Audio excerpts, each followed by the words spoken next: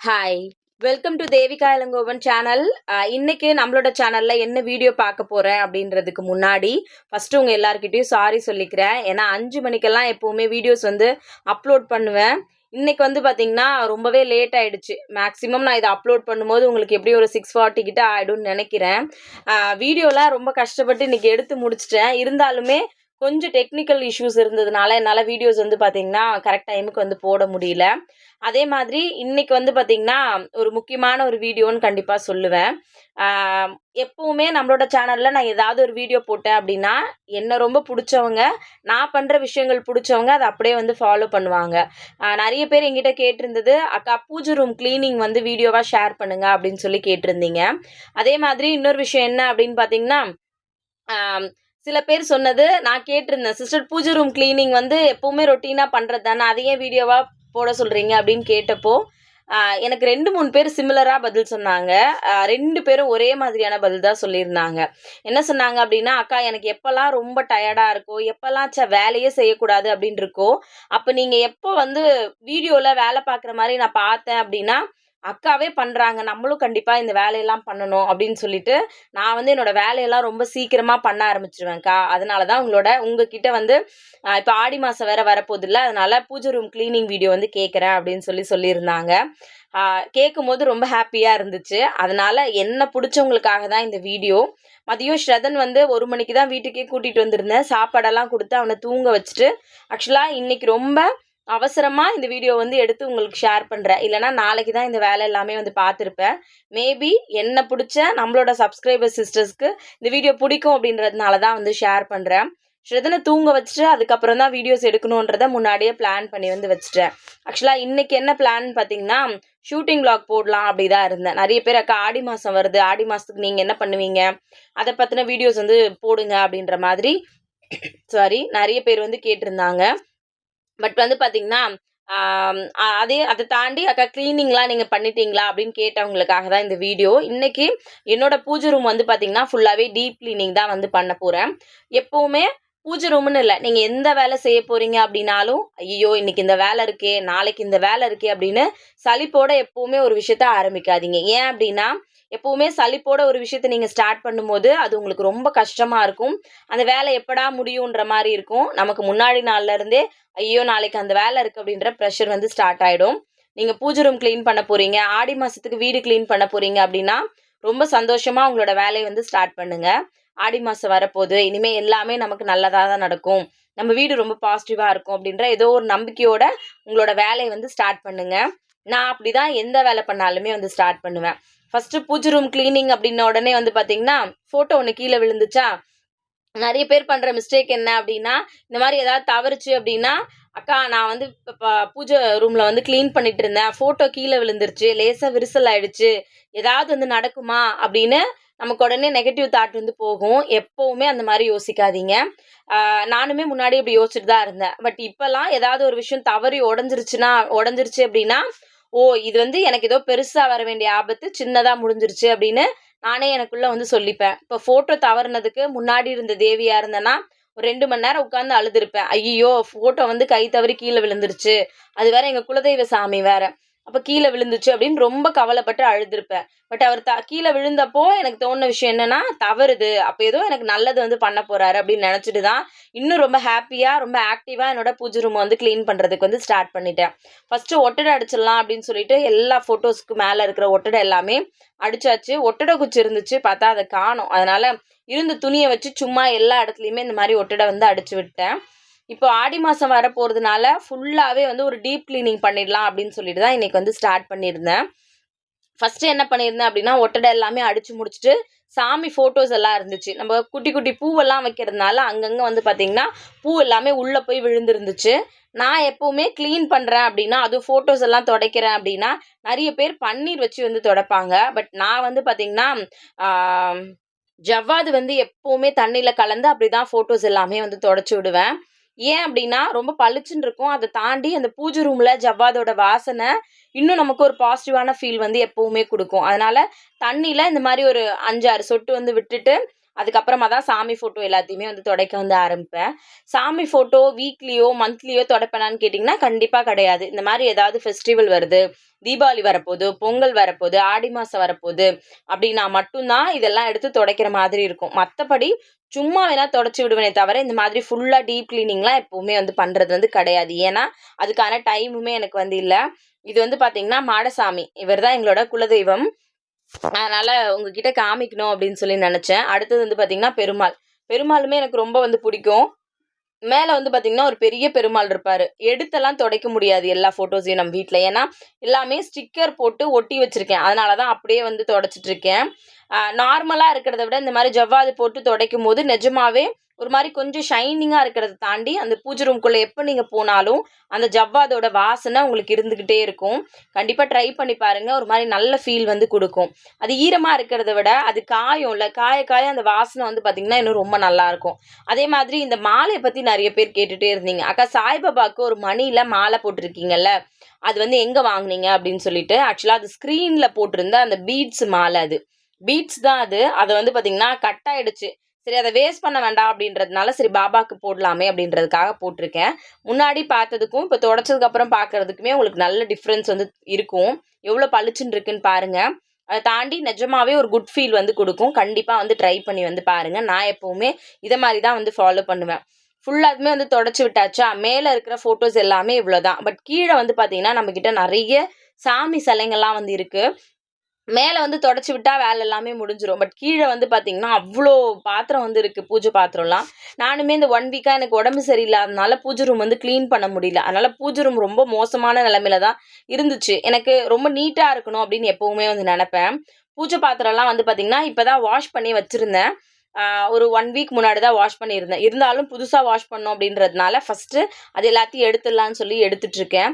நம்மளோட சாமி சிலைங்கள்லாம் வந்து பார்த்தீங்கன்னா, நார்மலா துணி வச்சு தொடைப்பேன். இல்லன்னா ஈர துணி வச்சு அப்படியே தொடைப்பேனே தவிர, ஃபுல்லா நல்லா வாஷ் பண்ணிலாம் வைக்க மாட்டேன். பட் எனக்கு இன்னைக்கு என்னமோ தோணுச்சு, எல்லா சாமி சிலையும் எடுத்து எல்லாத்தையுமே வாஷ் பண்ணி நல்லா வெயில்ல காய வச்சு, அதுக்கப்புறம் எடுத்துட்டு வந்து நம்மளோட பூஜை ரூம்ல வைக்கணும் அப்படின்னு சொல்லிட்டு. இங்க இருக்கிற எல்லா சிலைங்களுமே என்ன தேடி வந்ததுன்னு நான் கண்டிப்பா சொல்லுவேன். எதுவுமே நான் காசு குடுத்து வாங்குனனான்னு கேட்டீங்கன்னா, அந்த வாராகி அம்மன் மட்டும் தான் நான் காசு குடுத்து வாங்குனது. மத்தது எல்லாமே என்ன தேடி எனக்கு அன்பளிப்பா வந்தது. கொலாபரேஷனுக்கு வந்தது.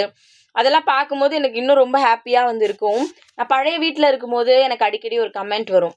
தமிழ் கடவுள் வந்து முருகரு. ஆனா, அந்த முருகரோட ஃபோட்டோ வந்து உங்க வீட்ல ஒரு இடத்துல கூட இல்ல அப்படின்னு. பட் நான் எப்போ என் சொந்த வீட்டுக்கு வந்தேனோ, அப்ப பார்த்தீங்கன்னா, என் வீட்ல முருகர வைக்க இடமே இல்லாத அளவுக்கு, என் பூஜை ரூம் ஃபுல்லா முருகர் மட்டும் தான் வந்து இருக்காரு. அத பார்க்கறதுக்கு எனக்கு அவ்ளோ சந்தோஷமா இருக்கும். எப்ப முருகர பார்த்தாலும் எனக்கு அந்த கமெண்ட் மட்டும் தான் ஞாபகம் வந்து வரும். இது எல்லாத்தையும் வெளில கொண்டு போய் வாஷ் பண்ணலாம் அப்படின்றதுக்காக தான் எல்லாத்தையுமே எடுத்துட்டுருக்கேன். மத்த நாள்ல சும்மா எடுத்துட்டு, தொடச்சுட்டு அப்படியே வந்து வப்பேன். பட் இன்னைக்கு என்னமோ தோணுச்சு, ஃபுல்லாவே ஒரு தடவ கிளீன் பண்ணிடலாம் அப்படின்னு சொல்லிட்டு. பூஜை பாத்திரம்லாம் வாஷ் பண்ணிட்டேனான்னு கேட்டிங்கன்னா, இல்ல. வெறும் அந்த ஸ்டாச்சு எல்லாம் தான் வந்து வாஷ் பண்ணியிருக்கேன். அதுக்குள்ள டைம் ஆயிடுச்சு. ஏன்னா தம்பிய தூங்க வச்சுட்டு, அந்த டைம்க்குள்ள தான் நான் வேலை எல்லாத்தையுமே முடிக்கிற மாரி இருந்துச்சு. நான் இத ஸ்டார்ட் பண்ணும்போது மணி கரெக்ட்டா ஒரு 1:45 கிட்ட இருந்திருக்கும். செம வெயிலு. வெளில தான் போய் வாஷ் பண்ண போறேன். ஃபர்ஸ்ட்டு வெறும் காலோட வந்து போயிட்டேன். காலெல்லாம் பார்த்தீங்கன்னா, வெயில்ல அப்படியே பொத்தல் போட்ட மாரி வந்து ஆயிடுச்சு. இவ்வளோத்தையும் அங்க உட்காந்து வாஷ் பண்ணோம். நம்ம வெளியில வாஷ் பண்ண போறோம் அப்படின்ன உடனே, "அக்கா அங்க தானே மீனெல்லாம் கிளீன் பண்றீங்க. அப்ப அங்க உட்காந்து வாஷ் பண்றீங்க." அப்படின்னு சில பேருக்கு வந்து தோணலாம். எனக்குமே அது தோணுச்சு. நம்ம இங்க தான் ஏன்னா பூஜை பாத்திரம்லாம் எப்பவுமே உள்ள தான் வாஷ் பண்ணுவேன். வெளியில வந்து கண்டிப்பா வாஷ் பண்ண மாட்டேன். எனக்கு கொஞ்சம் உடம்பு முடியாம இருந்துச்சுல்ல, அதனால கிச்சன்ல வந்து பார்த்தீங்கன்னா, கிச்சன் ஃபுல்லாவே வெறும் பாத்திரமா இருக்கு. இன்னும் அத வாஷ் பண்ணியே முடிக்கல. அத தாண்டி இன்னொரு விஷயம் என்னன்னா, நம்மளோட கிச்சன் ரொம்ப காம்பேக்ட்டா இருக்கும். எல்லா சாமி சிலையும் எடுத்துட்டு வந்து பத்திரமா வச்சு கிளீன் பண்றதுக்கு எனக்கு வெளியில நல்லாருக்கும் அப்படின்னு தோணுச்சு. அதனால தான் எல்லாமே அந்த ஸ்டாண்ட் மேல வந்து வைக்கிறேன். ஒரு பொருள் கூட கீழ வந்து நான்வெஜ் பண்ற இடத்துல இருந்துறக்கூடாது அப்படின்றதுல ரொம்ப கான்ஷியஸா வந்து இருந்தேன். அப்படி இருக்கவே கூடாதான்னு கேட்டிங்கன்னா, எனக்கு தெரியல. பட் எனக்கு என்னமோ தோணுச்சு. அதுக்கப்புறம் ஒரு ஒரு ஸ்டாச்சுவா எடுத்து இந்த மாதிரி நல்லா வந்து தண்ணீல வந்து வாஷ் பண்ணிட்டேன். ஏன்னா நம்ம நார்மலா வந்து பார்த்தீங்கன்னா, என்னதான் துணி வச்சு தொடச்சாலுமே, இந்த மாரி வாஷ் பண்ணும்போது ரொம்ப நல்லா வந்து இருக்கும். முருகர் வந்து பார்த்தீங்கன்னா, நம்மகிட்ட இந்த முருகருக்கெல்லாம் அபிஷேகம் பண்ணியிருக்கேன். அதனால தண்ணீல வாஷ் பண்ணா ஒண்ணும் ஆகாது அப்படின்ற நம்பிக்கையினால தான் ரொம்ப தைரியமா வந்து பார்த்தீங்கன்னா, எல்லாத்தையும் எடுத்து வந்து வாஷ் பண்ணிட்டுருக்கேன். அதே மாதிரி வெயில்ல வச்சோம் அப்டின்னா, சட்டுன்னு வந்து காஞ்சிரும். வெயில் வந்து பார்த்தீங்கன்னா, அங்க உட்காரவே முடியாத அளவுக்கு அவ்ளோ வெயில் அடிச்சுது. இருந்தாலுமே எனக்கு என்னமோ இன்னைக்கு தோணுச்சு. இப்படிதான் பண்ணணும் அப்படின்னு தோணுச்சு. அதனால வெளியில உட்காந்து பண்ணிட்டுருக்கேன். இந்த பாபா நெறைய பேர் எங்க வாங்குனீங்கன்னு கேட்டுட்டே இருந்தீங்க. ஆக்சுவலா இது வந்து பார்த்தீங்கன்னா, ஷீரடியில இருந்து வாங்கிட்டு வந்திருந்தேன். ஸ்ரதனோட ஃபர்ஸ்ட் பர்த்டேக்கு ஷீரடி வந்து போயிருந்தேன். அதனால அங்கருந்து வாங்கிட்டு வந்தது. இதுல இன்னும் சில சாமி சிலைங்கள்லாம் வந்து பார்த்தீங்கன்னா, நமக்கு கிஃப்ட்டா வந்து சாமி சிலைங்க தான் வந்து இருக்கும். இதெல்லாம் பழைய வீட்ல இருந்தே வச்சிருக்கேன், இந்த பாபாலாம். அதனால இது நார்மலா வாஷ் பண்ணா வந்து சரியா போகல. அதுக்கப்புறம் வந்து பார்த்தீங்கன்னா, கொஞ்சமா லிக்விட் எடுத்துட்டு வந்து சோப் போட்டு நல்லா வந்து வாஷ் பண்ணி வச்சிடலாம் அப்படின்னு சொல்லிட்டு வாஷ் பண்ணி வந்து வச்சேன். அதுக்கப்புறம் கொஞ்சம் இல்ல ரொம்பவே பளிச்சுன்னு ஆன மாரி வந்து ஆயிடுச்சு. மேக்ஸிமம் எதையுமே கீழ வைக்காம கையிலேயே வச்சு அந்த திட்டு மாரி இருக்குல்ல, அந்த திட்டு மேல தான் வச்சு காய வச்சிருந்தேன். எல்லாத்தையும் கிளீன் பண்ணி முடிக்கிறதுக்கே எனக்கு 1/2 அன் ஹவருக்கு மேலயே வந்து ஆயிடுச்சு. இதுக்கு நடுவுல ஸ்ரதன் வேற எந்திரிச்சிட்டானா அப்படின்னு அடிக்கடி போய் பார்த்துட்டு வர மாரி இருந்துச்சு. நம்ம என்னதான் தொடச்சாலும் இந்த மாரி வாஷ் பண்ற மாதிரி ஒரு கம்ஃபர்ட் ஃபீலோ பார்க்கும்போது நமக்கு ஒரு திருப்தியோ வந்து எப்பவுமே வந்து இருக்காது. அதனால உங்களோட வீட்ல ஸ்டாச்சுலாம் இருந்துச்சுன்னா, நீங்க இந்த மாரி வாஷ் பண்ணுவீங்களா? இல்லன்னா நீங்க நார்மலா வந்து தண்ணி வச்சு துடைப்பீங்களான்றத மறக்காம சொல்லுங்க. இன்னைக்கு ஆஷாட நவராத்திரின்னு சொல்லியிருந்தாங்க. நான் கரெக்ட்டா தான் சொல்றேன்னு நெனைக்கிறேன். இன்னைக்கு வாராகி அம்மனுக்கு ரொம்ப உகந்த நாளா. ஒரு 15 நாளுக்கு வந்து பார்த்தீங்கன்னா, 23ஆம் தேதி வரைக்கும் வாராகி அம்மனுக்கு சாயங்காலம் 6 மணிக்கு மேல நைட்டு 12 மணிக்குள்ள எப்ப வேணாலும் விளக்கேத்தி சாமி கும்பிட்டா நம்ம நெனைக்கிற விஷயம் நல்லபடியா நடக்கும் அப்படின்னு சொல்லியிருந்தாங்க. காலையில தான் அந்த ரீல்ஸ் வந்து ஆக்சுவலா பார்த்துருந்தேன். எனக்கு ஏதோ தோணிட்டே இருந்துச்சு 1 வீக்காவே வாராகி அம்மனுக்கு அபிஷேகம் கூட பண்றதில்ல, எதுவுமே பண்றதில்ல அப்படின்னு. இன்னைக்கு கண்டிப்பா நைட் ஒரு 9, 10 மணிக்கு பசங்களெல்லாம் தூங்க வச்சுட்டு வாராகி அம்மனுக்கு பூஜை பண்ணணும் அப்படின்னு நெனச்சிட்டு இருக்கேன். அது நடந்துச்சு அப்படின்னா எனக்கு இன்னும் ரொம்ப சந்தோஷமா வந்து இருக்கும். நடக்கணும்னு வாராகி அம்மன்கிட்டயும் நான் வந்து வேண்டிக்கிறேன். அந்த இடத்துலயே வந்து பார்த்தீங்கன்னா, எல்லாமே ஓரளவுக்கு காஞ்சு இருந்துச்சு. சரி இதெல்லாம் உள்ள எடுத்துட்டு போய் மஞ்சள், குங்குமம்லாம் வைக்கிறத விட வெளியிலேயே வச்சு நம்ம வந்து பண்ணிக்கலாம் அப்படின்னு சொல்லிட்டு தான் எல்லாத்தையுமே எடுத்துட்டு போயிட்டுருக்கேன். கால்ல வந்து பார்த்தீங்கன்னா, வெயிலுன்றதுனால என்னால செருப்பு போடாம நிக்கவே முடியல. அதனால தான் கால்ல செருப்பு வந்து போட்டிருக்கேன். "அக்கா செருப்பு போட்டு சாமியெல்லாம் தொடுறீங்க" அப்படின்னு கேட்டீங்கன்னா, அ எனக்கு அது தப்பா சரியாலாம் தெரியல. பட் என்னால கால் வந்து சுத்தமா பொறுக்கவே முடியல. அதனால என்னோட சாமி தானே, என் கடவுள் தான். அதனால எதுவும் நெனச்சுக்க மாட்டாரு அப்படின்ற நம்பிக்கையோட தான் வந்து எல்லா வேலையுமே வந்து பண்றேன். எல்லாத்துக்கும் மனசு தான் காரணம்னு நெனைக்கிறேன்.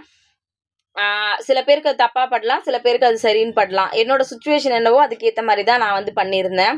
அதுக்கப்புறமா வந்து பார்த்தீங்கன்னா, நல்ல வெயில் தான் அடிச்சது. எல்லாத்தையும் கொஞ்ச நேரம் வெயில்ல காய வச்சுட்டு, சரி இங்கேயே உட்காந்துட்டு மஞ்சள், குங்குமம்லாம் வச்சிடலாம் அப்படின்னு சொல்லிட்டு ரெடி பண்றதுக்கு வந்து ஆரம்பிச்சுட்டேன். கொஞ்ச நேரம் வெளியில வச்ச உடனே நல்ல காத்து. வ இருந்த வெயில்லாம் எங்க போச்சுன்னே தெரியல. நான் இந்த இடத்துல உட்காரணும்னு முடிவு பண்ண கொஞ்ச நேரத்திலயே வந்து பார்த்தீங்கன்னா, நல்ல அந்த வாசல் ஃபுல்லாவே நல்ல வெளிச்சம் வந்து வந்துருச்சு. சரி மஞ்சள், குங்குமம்லாம் எடுத்துட்டு வந்து இங்கேயே வச்சுட்டு, அதுக்கப்புறம் உள்ள எடுத்துட்டு போயிடலாம் அப்படின்னு நெனச்சேன். "அக்கா இவ்ளோ ஸ்டாச்சு வச்சிருக்கீங்க, அ இவ்ளோ சாமி கும்பிடுறீங்க" அப்படின்னு யாராவது கேட்டீங்க அப்படின்னா, ஆ எனக்கு எல்லாமே கடவுள் மட்டும் தான். நான் மனுஷங்கள நம்புறத விட, நான் ரொம்ப கஷ்டப்படும்போது, எனக்கு எப்பவுமே ஆறுதலா இருக்கிறது கடவுள் மட்டும் தான். நான் முன்னாடி என்னோட லைஃப் இருந்ததுக்கும், இப்ப நான் என் லைஃப்ல சந்தோஷமா இருக்கிறதுக்கும் காரணம் கடவுள் மட்டும் தான்னு கண்டிப்பா சொல்லுவேன். ஏன் அப்டின்னா, என் லைஃப்ல என் ஹஸ்பண்ட் வராத வரைக்கும் நெறைய கஷ்டங்கள வந்து பார்த்துருக்கேன். எதுக்குடா வாழணும்? என்ன லைஃப்ன்ற மாதிரியான ஒரு லைஃப் தான் இருந்துச்சு. இந்த கடவுள் தான் எனக்கு என் புருஷன குடுத்தாருன்னு நான் எப்பவுமே வந்து நம்புவேன்.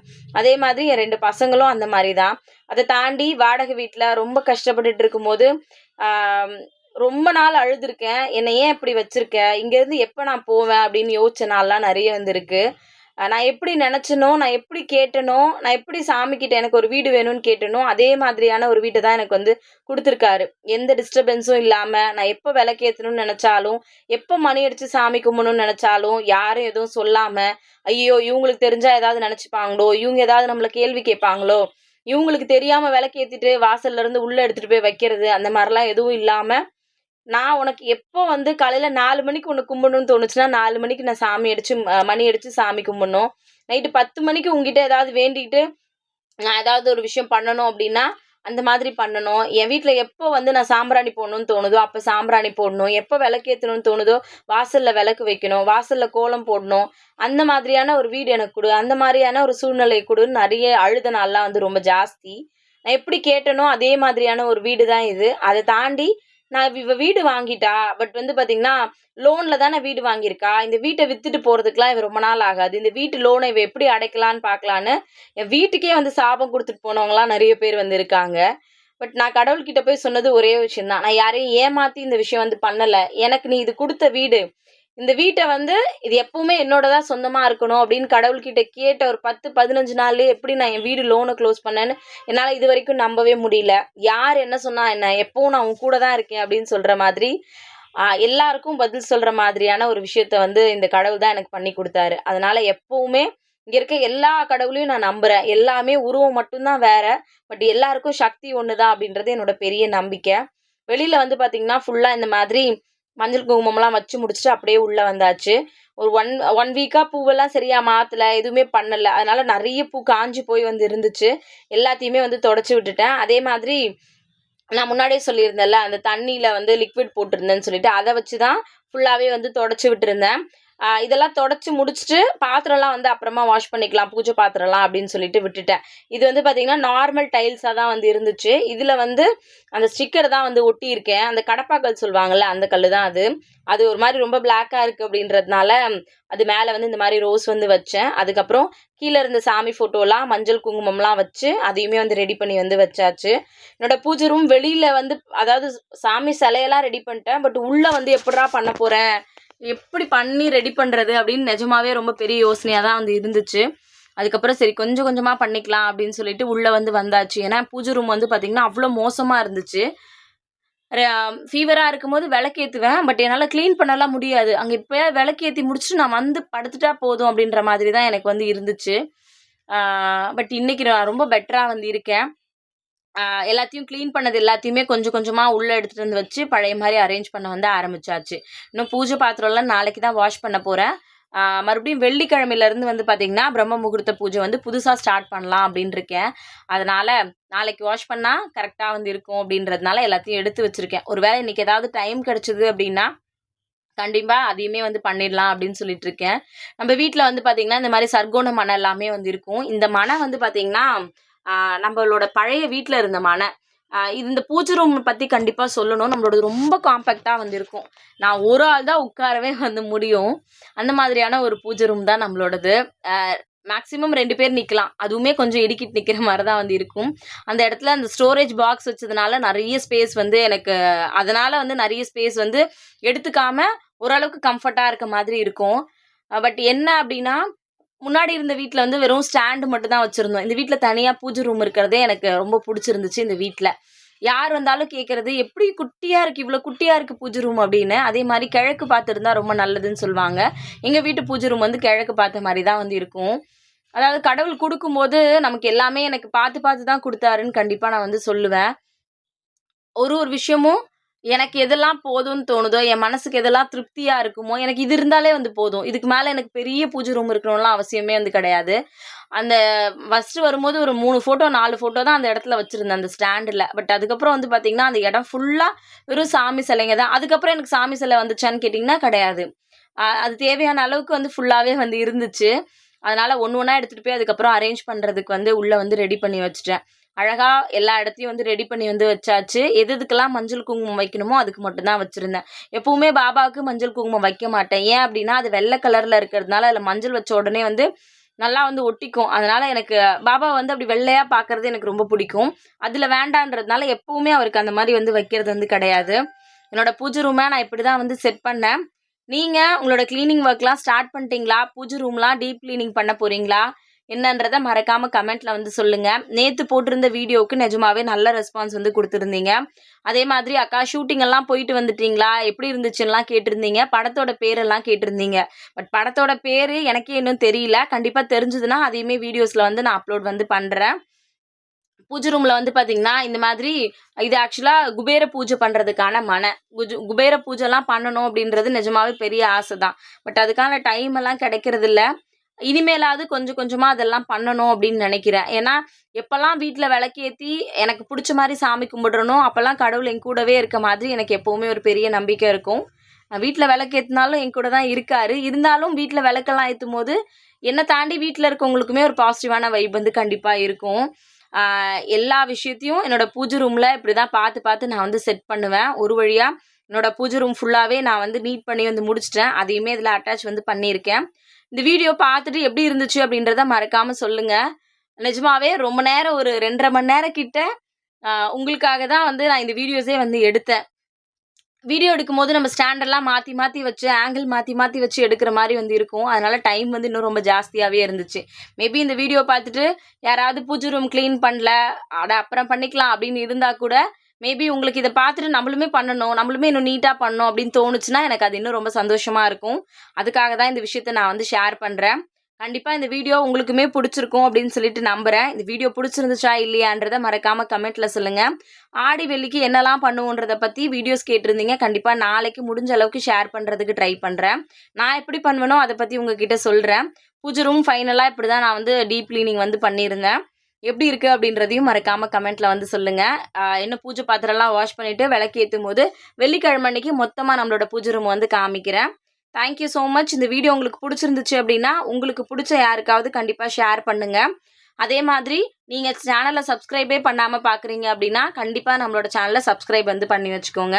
நீங்கள் சப்ஸ்கிரைப் பண்ணீங்க அப்படின்னா எனக்கு இன்னும் அடுத்தடுத்த வீடியோஸ் போடுறதுக்கு இன்னும் ரொம்ப ஹாப்பியாகவும் ஓகே என் பின்னாடி இவ்வளோ பேர் இருக்காங்கன்ற பெரிய சப்போர்ட்டுமே வந்து இருக்கும். அதனால தான் சப்ஸ்கிரைப் பண்ணாதவங்க சப்ஸ்கிரைப் பண்ணிக்கோங்க அப்படின்னு சொல்கிறேன். Thank you so much. நீங்கள் கொடுக்குற லவ் அண்ட் சப்போர்ட்டுக்கு ரொம்ப ரொம்ப ரொம்ப தேங்க்ஸ். கண்டிப்பாக உங்களோட வேலையெல்லாம் ஸ்டார்ட் பண்ணல அப்படின்னா ரொம்ப சீக்கிரமாக உங்கள் வேலையெல்லாம் ஸ்டார்ட் பண்ணி வேலையை கஷ்டமாக நினச்சி பண்ணாதீங்க. ஒரு நல்ல விஷயம், நல்ல ஆரம்பத்துக்காக ஒரு வேலையை பண்ணுறோம் அப்படின்னு நினச்சிட்டு கண்டிப்பாக பண்ணுங்கள். நீங்கள் நினைக்கிற எல்லா விஷயமும் நல்லபடியாக நடக்கணும்னு நானுமே கண்டிப்பாக உங்களுக்காக ப்ரேயர் வந்து பண்ணிக்கிறேன். நாளைக்கு கண்டிப்பாக நீங்கள் கேட்ட வீடியோவோட மறுபடியும் நாளைக்கு நம்மளோட சேனலில் வந்து பார்க்கலாம். Thank you so much. அக்கா இவ்வளோ ஸ்டாச்சுலாம் இருக்கே, மெயின்டைன் பண்ணுறது கஷ்டமாக இருக்காதா, அபிஷேகம்லாம் பண்ணுமா அப்படின்னு நீங்கள் யோசிக்கலாம். எனக்கு எப்போ டைம் கிடைக்குதோ அப்போ நான் கண்டிப்பாக வந்து பண்ணுவேன். கண்டிப்பாக அபிஷேகம் பண்ணணும் அப்படின்றதெல்லாம் இல்லை. கடவுளை மனசார நினச்சாலே போதுன்றது என்னோட நம்பிக்கை. Thank you so much. மறுபடியும் நாளைக்கு கண்டிப்பாக நீங்கள் கேட்ட வீடியோவோட பார்க்கலாம். தேங்க்யூ. Love you all.